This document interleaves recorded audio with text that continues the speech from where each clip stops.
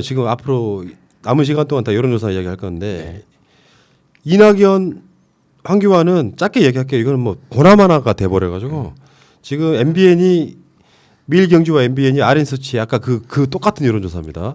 이낙연 60.8, 황교안 32.0. 그 사실상 더블 스코어인데다가 우리가 항상 하는 말 있죠. 여론조사 60%는 여론조사 의미가 사라져버렸다. 그렇죠. 축하드립니다. 저쪽이 나머지를 다 가져가도 60대 40이에요. 근데 모른다가 이렇게 하다 보니까 사실 황교안은 30, 이낙연은 60, 게임 끝. 그러니까 그럴 수밖에 없는 게 현장 분위기가 너무 차이가 납니다. 그러니까 종로에서 요즘 이렇게 그 경제 상황이 안 좋다 보니까 그러니까 그 자영업 하시는 분이나 사업하시는 분들이 그러니까 문재인 정부가 책임이 없다는 걸 알지만 내가 힘드니까 감정적으로 그 지금 현재 행정부가 괘씸해서라도 미래통합당을 찍어줘야지, 미래통합당을 지지해야지라고 마음 먹고 황교안의 인터뷰 행사에 동원되고 나면 화딱지가 나는 거야. 그러니까 종로에서 분위기가 그렇다고요. 실제 사람들은 그러니까 지금 내가 사는 게 너무 힘드니까 그냥 그 화풀이 삼아서 미래통합당을 찍으려고 준비를 하고 있었는데 황교안을 실제로 보고 나면 돌아버리는 거지. 그러니까 이게 지지율이 안 올라가는 거예요. 예. 자, 그 부분에서는요. 그러니까 뭐 내가 언급하지 말자 그랬잖아. 의미가 없어요. 여론선거는 의미가 없어. 황모 씨 같은 사람들은 선거판에 있어서 가장 모자란 캐릭터로 저는 역사에 남을 거예요. 한 번도 주도해 보지 못하고 제1야당 대표인데 질질질 끌려가다가 결국에는 정치판에 사라진 인물로 기록될 거라고 보고 광진을 지금 고민정 44.3, 와. 오세훈 43.9인데 여기는 여론조사상으로 봐도 어떤 여론조사도 다 박빙으로 나옵니다. 근데 신기한 게 주로 고민정이 이겨요. 1% 차이든 몇 프로 차이든 고민정이 이겨요. 이거 어떻게 봐야 될까요? 사실 오세훈 같이 인지도도 있고 정치적 경험도 있는 사람이 지금 현재 상황에서 이렇게 되고 있다는 거는 저는 못 뒤집는다고 봐요. 고민정 고민정님께서 당선될 거라 봅니다, 저는. 이제 그런 건 있죠. 그러니까 오세훈의 전략이 뭐냐면 인터뷰하는 거 보면은 정치 신인이 뭘 얼마나 하면서 내가 서울시장 출신도 뭐 어쩌고 저쩌고. 서울시장. 그러니까 거기 광진을은 추미애 장관 지역구잖아요. 그러니까 5선 당대표 한 사람도 못한 일을 초선이 하겠느냐. 나 정도 되는 사람이 할 수 있다 이런 식으로 이야기하더라고요. 착각이라고 저걸 또. 오세훈은 안 돼요.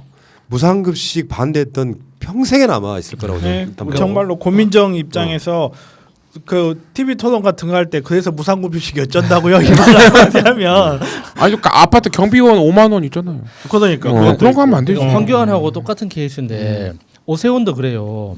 실제로 만나본 사람은 학을 뗍니다. 그러니까 제가 오세훈을 실제로 보고 그 받고 저도 겪었고 오세훈한테 똑같은 감정을 느낀 사람하고 이렇게 이야기를 만나서 이야기를 하면 할수록 확실하는 건데 오세훈을 실제로 만나본 사람들 중에 좋아하는 사람이 없어요. 그러니까 고민정 후보 같은 경우는 만나서 이야기를 해보면 TV에서 느꼈던 감정하고 그렇게 크게 차이 나지 않거든요. 예. 그런데 오세훈 같은 경우는 일단 의전 때문에 감정이 상합니다. 그래서 이 선거 운동이 계속 진행되면 진행될수록 고민정 후보 지지율이 올라갈 수밖에 없는 거죠. 예. 그러니까 소위 말하면 미통당의 대권 잠룡들이 다 지고 있는 거예요. 황교안, 나경원, 오세훈. 대권 잡것들이겠지. 아예 좀 이렇게 좀 만화를 좀. 내 발음이 잘못 들렸냐? 장농. 장롱. 이 새끼들이 지금. 대권을 장롱에다 넣어버려. 자, 그다음에 안양 동안들은 약간 논란의 여지가 있습니다. 이재정 후보가 이기고 있는 건 맞는데 지금 심재철 쪽에서 같은 여론조사 기관에서 같은 기간 했는데 왜 공표된 게 이 언론사랑 저 언론사랑 다르냐 해서 지금 이의제기한 상태예요. 그거 감안하시고 들어보시기 바라겠습니다. 이재정 53.3. 와. 그럼 뒤에 볼 거 없잖아. 민주주의는 50.1이면 끝나는 거야. 뭐든지. 그래. 그다음에 심재철 31.8. 와. 같은 여론조사예요. MBN하고 매일경제. 그리고 이재정 의원이 심재철을 21.5%, 추혜선 의원 2.3 이렇게 된다는 말씀을. 이재정 의원 좀 겸손하셔야겠네요. 위험합니다. 이렇게 너무 압도적으로 이기고 있으면 아, 겸손하셔야지. 겸손하죠. 이제 되겠어요. 그런 사람이 아니라. 방송 그만하고 집에 가죠. 그러니까 이 정도 되는 거고 어쨌건 지금 주요 관심 지역구들이잖아요. 지금 현직에 있는 원내대표이거나 당대표이거나 또는 전직 원내대표이거나 전직 서울시장이거나 하는 그 관심 지역구의 매치업이 이렇게 되고 있다는 사실을 알려드리고 싶고 자 우리가 보살펴야 될 인물 중에 하나죠. 김남국 우기. 안산 단원을 김남국 40.7 박순자 36.6 잘하고 이 있습니다. 부분은 지금 박순자는 그 지역에서 3선이거든요. 김남국은 이제 간지 지금 몇 주도 안 됐어. 한 2주도 안 됐어요. 이 게임은 더 벌어질 거라고 봅니다. 그러니까 지금 동작을 해서 나경원이 자기 실력을 이겼다고 생각하고 착각하죠. 국민의당 때문에 이긴 거예요. 그렇죠. 20대 때. 네. 안산 똑같아요.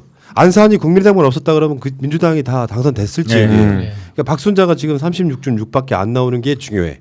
김남국은 내려간 지 지금 2, 3주도 안 됐는데 40.7 나오고 있거든요. 점점 더 알려지기 시작하면 더 이길 거라고 봅니다. 김남국은 이제 후원급 1억 5천도 다 찼어요. 엄청. 야 그렇구나. 네. 김남국은 이제 우리가 키워내야 될 국회로 들어가면 정말 잘할 것 네. 같은 느낌이 드는 그런 정치인 될 것 같고요. 자 하나 더 관심 지역구입니다. 최민희 의원 지역구였던 경기 남양주 병 김용민과 주광덕. 난 여기가 제일 관심 있게 보거든요. 주광덕이 사실은 최민희 의원 정치 생명을 끊어놔 버린 거예요. 주광덕 쪽에서 고소 고발해가지고 선거법 위반으로 결국에는 5년 동안 출마를 할 수 없게 만들어버린 게 주광덕 자체예요. 보통은 당선된 사람들은 지역 화합 차원에서도 상대방 고소 취하해 주는 경우도 꽤 있거든요. 근데 그런 상황인데 지금 이거는 아까 말씀드린 거랑 좀 다른 주체입니다. 경인일보가 RN서치에 의뢰해서 지난 15일부터 16일까지 가장 최근 나온 여론조사 말씀드리는 거예요. 남양주병에 거주하는 만 18세 이상 남녀 517명 대상으로 조사한 거고 무선 ARS 88.6%, 유선 ARS 11.4%, 표본 오차는 95% 신뢰 수준의 플러스 마이너스 4.3입니다. 이게 지금 여기서는 지금 그 날짜를 기억해 보시기 바래요. 15일부터 16일까지죠. 지금 날짜는 이미 3월 말 돼가고 있고요. 그 당시에 이미 김용민 후보는 막 내려간 상황이거든요. 그렇죠. 41.5, 주광덕 41.1. 어차피 또 이기고 있는 거예요. 그러니까 주광덕 후보가 주광덕 의원이죠. 지금 현역이니까. 그러니까 주광덕이 계속 이게 조국이라는 이름을 꺼내 가지고, 그러니까 지금 대한민국 사회를 어지럽혔던 그 역할을 주도했던 저 사람이다. 뭐 이런 이제 프레임을 씌우려고 애를 쓰고 있잖아요. 근데 이게 주광덕이 느끼는 어떤 현실 인식이라고 해야 되나? 이런 게 정말 이렇게 진짜 저급하다고 느껴지는 게 조국이라는 이름을 꺼냈을 때, 그러니까 조국을 지지했던 사람들만큼, 그러니까 조국에 대해서 안타까운 마음을 느꼈던 사람 있잖아요. 인간적인 연민. 그러니까 조국이 뭘 잘했는지 못했는지는 모르겠지만 검찰이 사람한테 저렇게까지 할 필요가 있는 건가? 저렇게까지 해야 되냐라고 느꼈던 사람들 입장에서 봤을 때는 도대체 조국이라는 이름을 왜 저런 식으로 사용하지? 라는 의문이 들게 만드는 거거든요. 그러니까 주광덕은 그냥 지 세계관에 빠져가지고 조국 이름만 꺼내면 다 적폐로 보겠지? 라는 식으로 그 조국이라는 이름으로 김용민 후보를 막 공격을 하는데 안 먹혀. 그게 너무 짠하더라고요. 그 현실인식 자체가. 뭐 어쨌건 지금 그 남양주 병은 그런 역사가 있는 것이죠. 최민희를 떨어뜨리기 위해서 게리맨더링을 하는 지역이에요. 그러니까 남양주 가불이 있었는데 인구가 불어나기 시작하니까 이제 병을 하나 만드는데 그 당시 최민희 의원이 이제 제2 부속실에 무슨 뭐 침대 몰래카메라 이런 거 폭로하면서 당신 조심하라고 했다 협박을 들었던 바로 그 시기예요. 쓰레기통 90만 원. 그러면서 게리맨더링을 하는데 여러분들 남양주 병 지역구를 지도로 보시면요 길쭉해요 이렇게. 보통 한 덩어리 한 덩어리 묶잖아요. 남양주 병은 당시 새누리당 지지율이 많이 나왔던 지역들만 쭉 모아가지고 길쭉합니다. 이 지역에서도 막 내려간 신인이 김용민을 사실 일반 주민이 누가 알아요. 그렇죠. 우리나 되니까 아는 거지. 주광덕이 근데 여기서 지고 있어.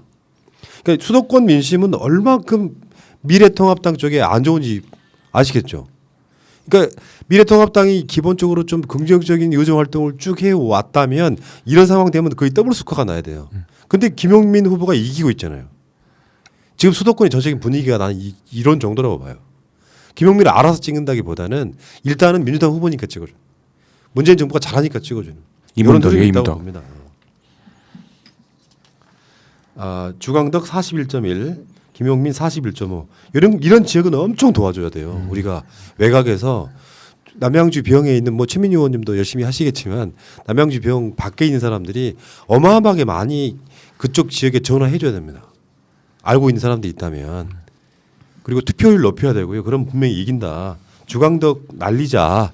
나경원 날아가고 김진태 날아가고 주광덕 날아가고 황교안 날아가고 사기 좋은 세상입니다. 그게. 오세훈 날아가고 하면 우와. 얼마나 미세먼지 날아가는 것보다 훨씬 얼마나 개운하겠냐고 이게 지금.